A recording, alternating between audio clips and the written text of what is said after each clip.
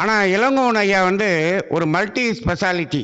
அவர் எப்படின்னா ஜாதகம் கட்டத்தில் போட்டு அதையும் அவர் பார்த்து பலன் சொல்லுவார். அது மட்டும் இல்லை, கைரேகை என்ற ஜோதிட ஞானத்தையும் அவர் பெற்றிருக்கிறார். அது இல்லாமல் வாஸ்து சாஸ்திரத்திலும் அவர் நிபுணத்துவம் பெற்றிருக்கிறார். இதில் என்ன அப்படின்னு சொன்னோம்னா, அவர் அந்த இத்தனை ஞானம் வச்சிருக்கும் போது அவரை பார்க்கும்போது எனக்கு என்ன தோணுதுன்னா, இன்னைக்கு ஜாதகம் பிறந்தோன்னே எழுதி போடுறோம். சாகிற வரைக்கும் அதே ஜாதகம் தான், அதே நோட்டு தான், அதையே வச்சு தான் நம்ம பலன் சொல்லிக்கிட்டு இருக்கிறோம். ஆனால் அந்த ஜாதகம் மாறுதா அப்படின்னோம்னா நோட்டு மாறுறது இல்லை, ஆனால் உள்ள மாறுது.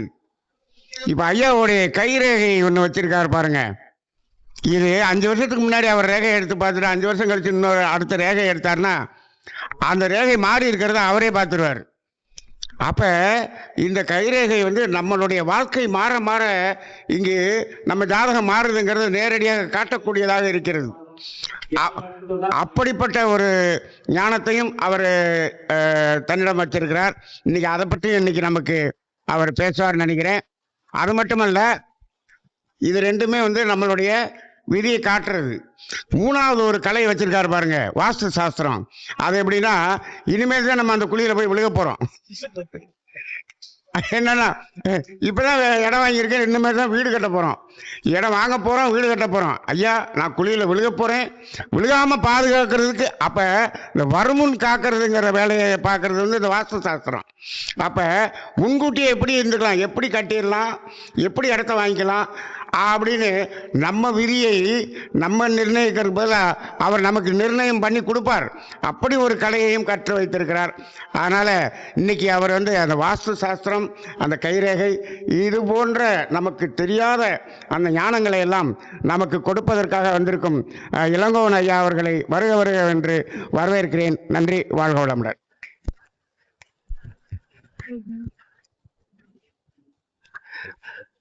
அனைவருக்கும் வணக்கம், பிரபஞ்சத்திற்கு வணக்கம். திரு குரு ஆஸ்ட்ரோ அகாடமி விஜய் அவர்களுக்கு வணக்கம். நமது நன்மணி ஐயா அவர்கள் தனது அனுபவத்தின் அடிப்படையில் தந்த தகவல் அனைத்தும் நம்பிக்கையின் பேரில் உறுதியாக கிடைக்கும் என்ற நிலையில் வெளிப்படுத்தினார்கள். இருந்தாலும் எனக்கு மேடை பேச்சு, இந்த மைக் பிடிச்சி பேசுறது அப்படிங்கிறதுலாம் விஷயம் வந்து ரொம்ப அனுபவம் கிடையாது. இருந்தாலும் சொல்லணும், நீங்கள் சொல்லுங்க அப்படின்னு சொல்லும்போது என்னால் தட்ட முடியல. இப்போ என் பேர் இளங்கோவன், நான் கரூர்லேருந்து வந்திருக்கேன். விஜய் அவர்களும் நன்மணி ஐயா அவர்களும் ரொம்ப அன்போடு வரவேற்று ரொம்ப சிறப்பாக ரிசீவ் பண்ணி இந்த கருத்தரங்களை நீங்கள் கலந்துக்கணும்னு ரொம்ப உரிமையோடு சொன்ன ஒரு அன்புக்கு கட்டுப்பட்டு வந்திருக்கேன். இந்த நிலையில வந்து வாஸ்துவை பத்தி பேசுங்க அப்படின்னு சொல்லும்போது, வாஸ்து அப்படிங்கிறது வந்து மிகப்பெரிய உன்னதமான ஒரு அற்புதமான ஒரு இயற்கை தத்துவம். இந்த இயற்கை தத்துவத்துல என்ன விஷயம் இருக்கு அப்படின்னா, மனுஷனுக்கு வந்து பஞ்சபூதத்தின் அடிப்படையில் தான் மனுஷனும் இயங்குறான். பிரபஞ்சமும் பஞ்சபூதத்தின் அடிப்படையிலே இயங்குது. பஞ்சபூதத்தின் அடிப்படையில் இயங்கும் போது இப்ப பூமியில வந்து ஏன் வந்து சுனாமி வருது, எரிமலை குழம்பு வெடிக்குது, காத்துல மழை வந்து வேகமா அடிக்குது, வெயில் வந்து கடுமையா இருக்கு, இதெல்லாம் ஏன் வந்து மாறி மாறி இருக்கு, ஏன் வந்து வரும் பொழுது உக்கிரமா இருக்கு அப்படின்னு யாராவது யோசிக்கிறோமா? இல்ல. ஏன் அப்படின்னா, இந்த இடத்துல ஒரே குளிரா இருந்தாலும் அந்த நபருக்கு வந்து அந்த இடத்துல வாழ்றது சிரமம், ஒரே வெப்பமா இருந்தாலும் அந்த இடத்துல வாழ்றது சிரமம். அதே இடத்துல கடல்லே ஒருத்தர் இருக்க முடியுமா அப்படின்னா அங்கேயும் இருக்க முடியாது. அப்ப வந்து எல்லாமே வந்து பேலன்ஸ்டா இருக்கணும், சமநிலையா இருக்கணும். அப்படிங்கிறதுக்காகத்தான் இயற்கையானது என்ன பண்ணுது, தன்னைத்தானே பலப்படுத்திக்கவும், தன்னைத்தானே வளப்படுத்திக்கவும், தன்னைத்தானே சுத்தப்படுத்திக்கவும், தன்னைத்தானே விருத்தி செஞ்சுக்கவும் அந்த கிரக நிலையை அந்த பஞ்சபூதமே தன்னைத்தானே ஆக்டிவேட் பண்ணிக்குது. அப்போ அந்த இடத்துல வந்து இந்த பூமியோட இயக்கம் வந்து எல்லாருக்கும் தெரியுமா தெரியாதுன்னு தெரியல. இயக்கங்கிறது வந்து காந்த புலத்தின் அடிப்படையில் இயங்கிக்கிட்டு இருக்கு. அந்த காந்த புலத்தை இயக்கிறது வந்து உள்ளுக்குள்ள உள்ள எரிமலை குழம்பு. அந்த குழம்பானது வந்து எந்த அளவுக்கு கொதிச்சுக்கிட்டு இருக்கோ அந்த அளவுக்கு இயக்கம் வந்து வேகமாக இருக்கும். சொல்லப்போனால் ஒரு மனுஷன் வந்து கோவப்படும்போது பார்த்தீங்கன்னா நிறைய உண்மை பேசுவான், சிரிச்சுக்கிட்டே இருக்கும்போது பார்த்தீங்கன்னா நிறைய பொய் சொல்லுவான்.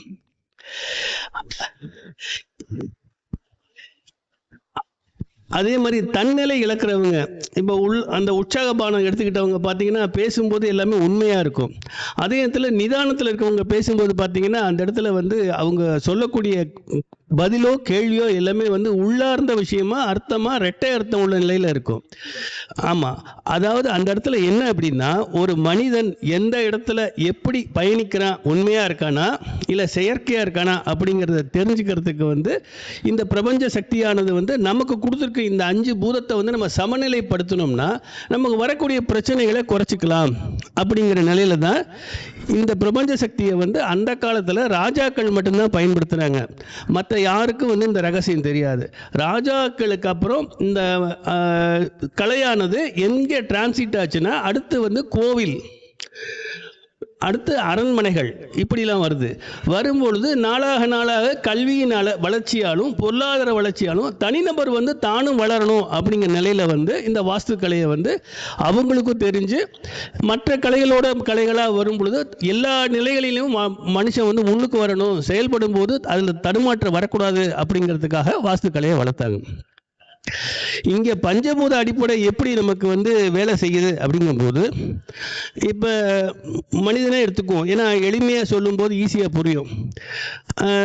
பிறந்த நாள் முதல் நிறைவு காலம் வரையும் ஒரு மனுஷன் வந்து சுவாசம் பண்ணுறான். யாராவது சுவாசத்தை கவனிக்கிறோமா? கவனிக்கிறது இல்லை. ஏன்? அது தானாக ஓடிக்கிட்டு இருக்கு. நம்ம வந்து இது நீ காற்று உள்ளே போ, காற்று வெளியே வா, எந்த ப்ரோக்ராம் சொல்கிறது கிடையாது, அதுவாக ஓடிக்கிட்டு இருக்கு. ஆனால் அந்த சுவாசமானது அந்த இடத்துல பிரச்சனை வரும்போது வாய் வழியாக போனால் எவ்வளோ நேரம் போகும்? ஒரு குறிப்பிட்ட கால அளவு போகலாம். ஒரு குறிப்பிட்ட கால அளவுக்கு மேலே அந்த சுவாசம் அந்த வாய் வழியாக ஓடும்போது அந்த த்ரோட் வந்து இன்ஃபெக்ஷன் ஆகி புண்ணாகி செயல்பட முடியாத அளவுக்கு போயிடும். அப்போ இயற்கையாக இருக்க வரைக்கும் தான் வந்து அது நல்லா இருக்கும். இயற்கை எப்போ செயற்கையாகனா எமர்ஜென்சிக்கு வேணால் பயன்படுத்தலாமே ஒழிய நிரந்தரமாக பயன்படுத்த முடியாது. அதே மாதிரி பஞ்சபூதமும் அப்படித்தான். ஒரு மனிதனை சமநிலைப்படுத்துறதோ ஒரு பூமியை சமநிலைப்படுத்துறதோ இந்த வாஸ்துக்கலையானது சிறப்பாக நடக்குது. இந்த வாஸ்துக்கலையானது ஏன் வந்து பார்க்குறோம், ஏன் செய்கிறோம், ஏன் சொல்கிறோம் அப்படின்னா, ஒரு நபருடைய கர்மா அப்படிங்கும்போது பாவம் புண்ணியம் இது ரெண்டும் சேர்ந்து தான் கர்மா. புண்ணியத்தை செஞ்சவர் வந்து சிறப்பாக வாழ்ந்துகிட்டு இருப்பார், கர்மா வந்து அதிகமாக பாவம் செஞ்சவர் வந்து கஷ்டப்பட்டுக்கிட்டு இருப்பார்.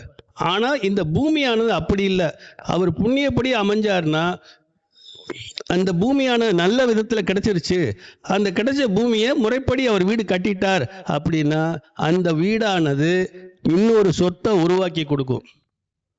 முறைப்படி வாஸ்து அமைச்சா ஒரு சொத்து இன்னொரு சொத்தை உருவாக்கி கொடுக்கும். ஏன்னா அதுக்கு ஒத்தையில் இருக்க ஆசை இருக்காதாம், எனக்கு கூட ஒரு ஆள் வேணும் அப்படி சொல்லுமா.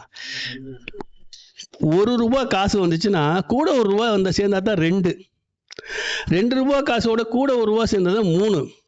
அப்போ எண்ணிக்கைங்கிறது எப்போ கூடுது அப்படின்னா எனர்ஜி கூட கூட கூட அது கூடிக்கிட்டே இருக்கும். அதே மாதிரி இந்த வாஸ்துவானது ஒரு சொத்தை கொடுத்துருச்சுன்னா அந்த மனுஷரை இன்னும் நம்ம இடத்துல இருக்கவர் அவர் இன்னும் நல்லா இருக்கணும் அப்படிங்கிறதுக்காக இன்னொரு கௌரவத்தை கொடுக்கணும், அந்தஸ்தை கொடுக்கணும் அப்படிங்கிறதுக்காக அடுத்த சொத்தை உருவாக்கி கொடுக்கும். முறைப்படி வாஸ்து வீடு கட்டி அமைச்சா எல்லாரும் வந்து இப்போ இன்னைக்கு யாருக்கும் எந்த விஷயமும் தெரியாத விஷயம் கிடையாது.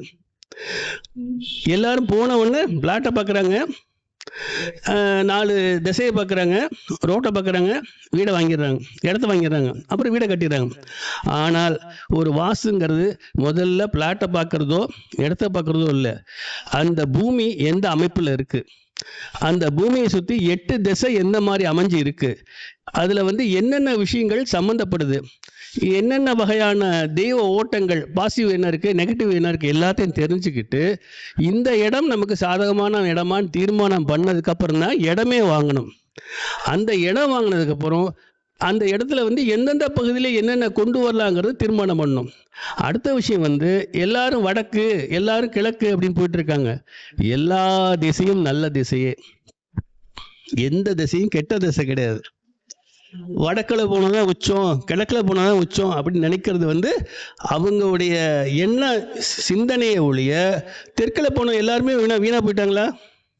இதுக்கு இன்னொரு சூட்சமம் சொல்கிறேன். ஸ்ரீரங்கம் கோயிலில் இருக்க ரங்கநாத பெருமாள் தெற்க பார்த்து தான் இருக்கார். கோயிலே தெற்க பார்க்க தான் இருக்கு. 108 வைணவ தலத்தில் முதல் தலம், சரியா? அதே மாதிரி சைவத்தில் ஆவுடையார் கோயில் தெற்க பார்த்து தான் சிவன் கோயிலே இருக்கு. இன்னைக்கு அந்த கோயிலை கட்டினது வந்து மாணிக்க வாசகர். அந்த கோயிலை கட்ட சொல்லி சொன்னது வந்து சிவபெருமான். தெற்க பார்த்து தான் இருக்கு. இன்னைக்கு அந்த 2 கோயிலுக்கு போகக்கூடிய பக்தர்கள் வந்து என்னைக்கு நிலையா இருக்க அளவுக்கு வழிபாடு செய்கிறாங்க. ஏன் சொல்றேன்னா, எல்லா திசையும் நல்ல திசையே, எந்த திசையும் வந்து உச்ச திசை நீச்ச திசைன்னு கிடையாது. ஆனால் எல்லா திசையும் நல்ல திசையா இருந்தாலும் வடக்க இடம் வாங்கி, ரோடு இல்லை இடமா வாங்கி வாஸ்து தவறா கட்டிட்டா அங்க விருத்தி இருக்காது. கிழக்க நல்ல இடமா வாங்கி அங்கேயும் வாஸ்து குற்றம் வந்து வீடு கட்டிட்டா அங்கேயும் விருதி இருக்காது. அதே மேற்கு இடம் வாங்கி நல்ல விதமா வீடு கட்டிட்டா சந்ததி சிறப்பா இருக்கும்.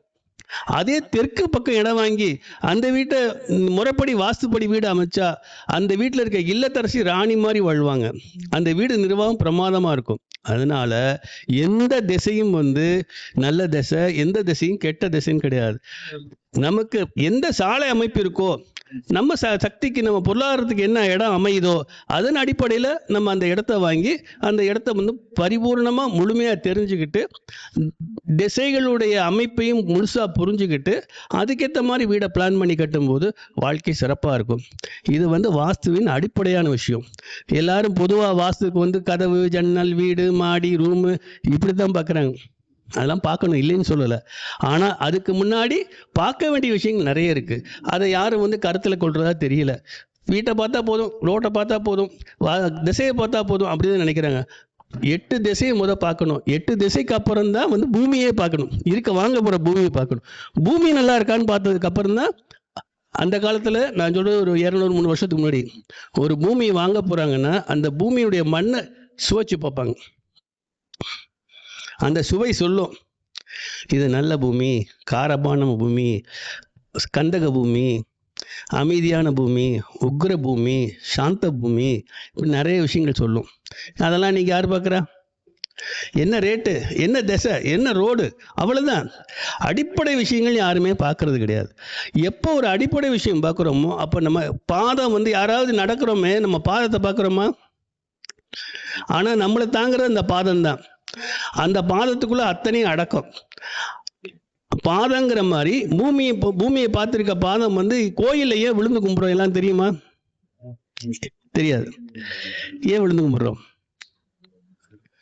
அந்த இடத்துல பலிபீடத்துக்கிட்ட இருக்க மண் வந்து சுத்தபத்தமா இருக்கும். என்ன தாங்குற பூமி மாதாவே உனக்கு நன்றி. அப்ப மட்டும்தான் பூமியை பார்ப்போம் விழுந்து கும்பிடும்போது. வேற எந்த காலத்துலையும் பூமியை பார்க்கறது இல்லை. என்ன தாங்குற பூமி மாதாவே, நான் பிறந்த நாள் முதல் நிறைவு காலம் வரை என்னை வந்து நீ வச்சு காப்பாத்துற, உனக்கு நன்றி அப்படி சொல்றது தான் கோயிலில் விழுந்து கும்பிடுறோம். ஆனால் உண்மையான விஷயம் அதுதான். ஆனால் யாருமே வந்து அதை வந்து பெருசாக எடுத்துக்கல. அந்த கண்டிஷன்ல வந்து என்ன சொல்ல வரேன்னா, யார் ஒருத்தர் பூமிக்கு முக்கியத்துவம் கொடுத்து, யார் ஒருத்தர் பூமி வழிபாடு செஞ்சு, யார் ஒரு பூமிக்கு அந்த செயல்பாடை சரியா செய்யறாங்களோ கண்டிப்பா அந்த பூமி நம்ம எந்த அளவுக்கு அதுக்கு செய்யறோமோ அது 10 மடங்கு கொடுக்கறதுக்கு தயாரா இருக்கு.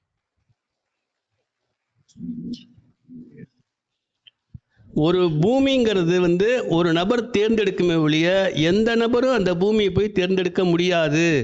இன்னைக்கு தேதிக்கு வந்து நம்ம திருச்சியில் வந்து இருக்கோம் அப்படின்னா இந்த பூமியானது இன்னைக்கு தேதிக்கு நம்மளை இங்கே இருக்கணும்னு அனுமதிச்சா மட்டும்தான் வர முடியுமே ஒழிய இல்லைன்னா வர முடியாது.